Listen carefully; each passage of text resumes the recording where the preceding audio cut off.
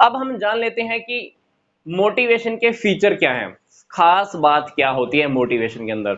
Simple सी बात, internal feeling है ये एक अंदर की फीलिंग है। ऐसा नहीं है कि कोई बाहर से कोई चीज देख ली और मोटिवेशन आ गया, ना हो, ये इंटरनल की फीलिंग है, ये अंदर से ही हमारे अंदर एक्टिव होती है।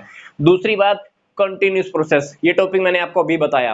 एक इच्छा पूरी होगी, दूसरी इच्छा वो भी मोटिवेट करेगी, दूसरी इच्छा पूरी होगी तो तीसरी इच्छा पैदा होने वाली है, फिर वो भी मोटिवेट करेगी। तो ऐसे ही इंसान को पूरा लाइफ कहीं ना कहीं से मोटिवेशन मिलता रहता है, चाहे अब ऊपर से बैठा हुआ मैनेजर उसको मोटिवेट करे या कोई भी मोटिवेट करे, चाहे फैमिली में उसका कोई पर्सन उसको मोटिवेट करे, मोटिवेशन की प्रोसेस कंटिन्यू चलती रहती है।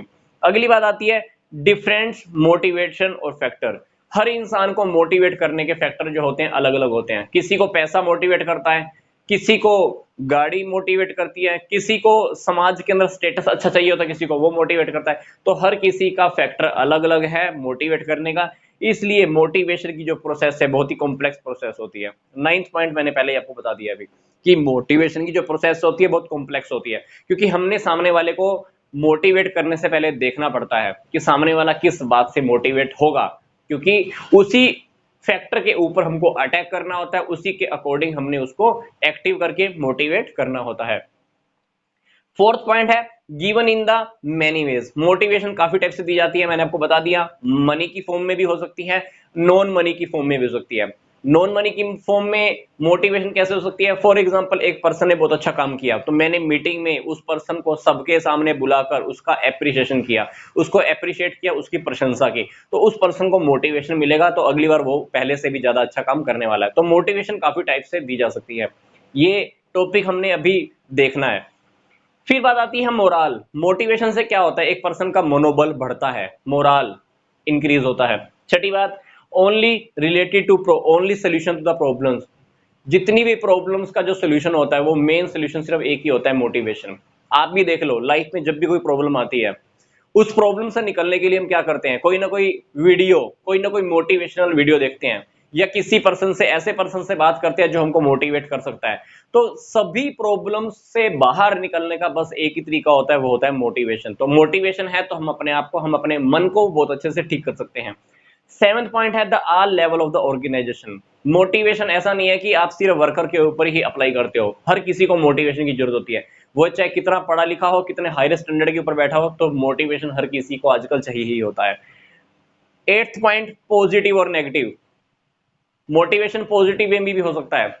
मैंने किसी को मनी में मोटिवेशन किया, या किसी को घर लेके दे दिया, या किसी को गाड़ी लेके दे दी, किसी को बोनस दे दिया, है ना? तो ये प्लस पॉजिटिव मोटिवेशन कह सकते हैं। नेगेटिव मोटिवेशन कैसे? कुछ इंप्लॉइज ऐसे होते हैं जो डायरेक्टली काम ही नहीं करते हैं, हमको उनको डराना पड़ता है, उनका डिमोशन करना पड़ता है, उनको नौकरी से हटाना पड़ सकता है, तो ये मोटिवेशन नेगेटिव भी हो सकता है। फॉर एग्जाम्पल, मान लो कोई सामने वाला पर्सन काम नहीं करता है, तो हम उसको जान करके उससे काम करवाने के लिए क्या कहते हैं? अरे तेरे से तो काम हो ही नहीं सकता, तू ये काम कर ही नहीं सकता। तो कभी कभी हम नेगेटिव मोटिवेशन भी देते हैं, पर उसका हमारा सेकंड एस्पेक्ट हमारे मन में क्या होता है? हमको उसको मोटिवेट करना होता है ताकि वो काम को पूरा करे।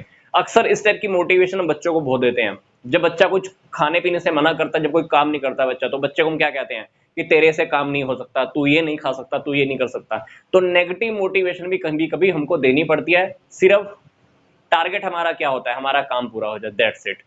Ninth point, complex process. मैंने आपको पहले बता दी कॉम्प्लेक्स प्रोसेस क्यों है ये मोटिवेशन, क्योंकि हर पर्सन का मोटिवेशन होने का तरीका अलग है। तो पहले हमको वो मेथड देखना पड़ता है, सामने वाले को हमने किस वे से, किस मेथड से हमने मोटिवेट करना है।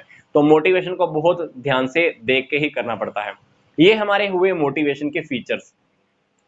अब हम बात करते हैं कि मोटिवेशन की क्या इंपॉर्टेंस है, क्या आवश्यकता है, क्या जरूरत है, क्या फायदा है। ये सारी बातें इसी के अंदर आने वाली है।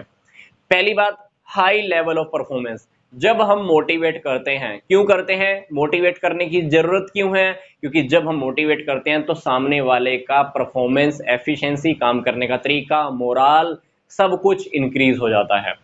दूसरी बात, इंप्लॉइज की टर्नओवर।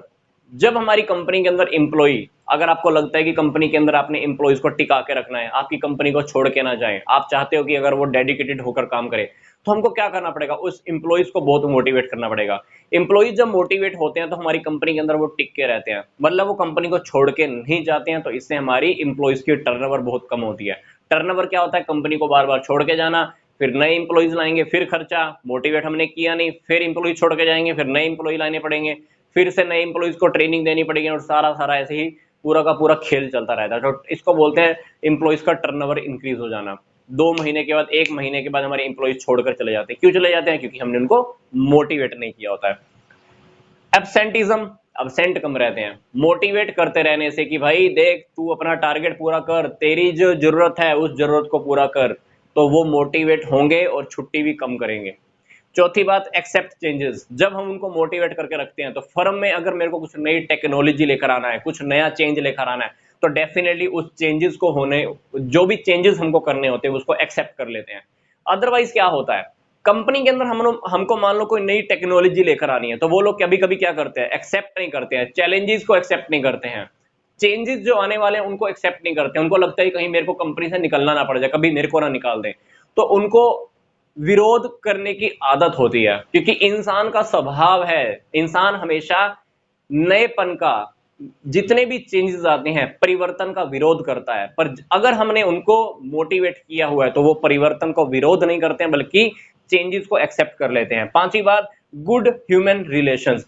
मैनेजमेंट के एम्प्लॉइज के साथ, एम्प्लॉइज की मैनेजमेंट के साथ, आपस में बाहर भी, फर्म के बाहर, कंपनी के बाहर भी उनके रिलेशन काफी अच्छे हो जाते हैं। अल्टीमेटली फायदा किसको होगा? ऑर्गेनाइजेशन को।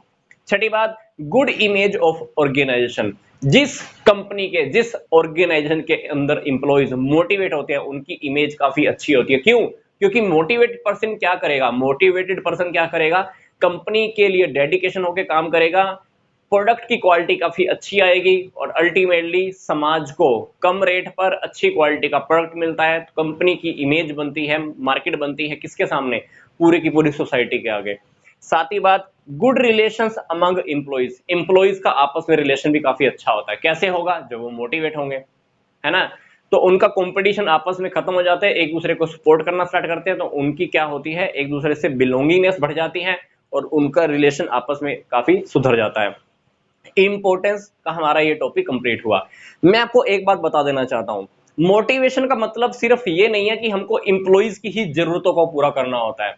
हम उनको मोटिवेट इसलिए करते हैं ताकि खुद की जरूरतों को पूरा करते करते वो इतना मोटिवेट हो जाए, इतना मोटिवेट हो जाए कि अल्टीमेटली फर्म का गोल पूरा होने लग जाए। हमारा जो लास्ट गोल होता है, हमारा फर्म का गोल, कंपनी का गोल कह लीजिए, या ऑर्गेनाइजेशन का गोल हमको पूरा करना होता है। वो गोल कब पूरा होगा? जब हम इंप्लॉइज को मोटिवेट करेंगे। तो इंप्लॉइज को यहां से हमको मोटिवेट करना होता है ताकि वो अपना जरूरत को पूरा करने के लिए काम करें। अल्टीमेटली हमारा फर्म का टारगेट पूरा होता रहेगा। नहीं तो मोटिवेशन की प्रोसेस को हम सिर्फ इतना समझ लेते हैं कि हमने सिर्फ इंप्लॉइज को मोटिवेट करना है, इंप्लॉइज की जरूरतों को पूरा करना। नो, आपको अपनी ऑर्गेनाइजेशन की भी जरूरतों को पूरा करना होता है। ऑर्गेनाइजेशन का जो आपका ऑब्जेक्टिव है, टारगेट है जो आपकी कंपनी का, उस टारगेट को पूरा करने के लिए आपने इंप्लॉइज को मोटिवेट करने की प्रोसेस को करना होता है।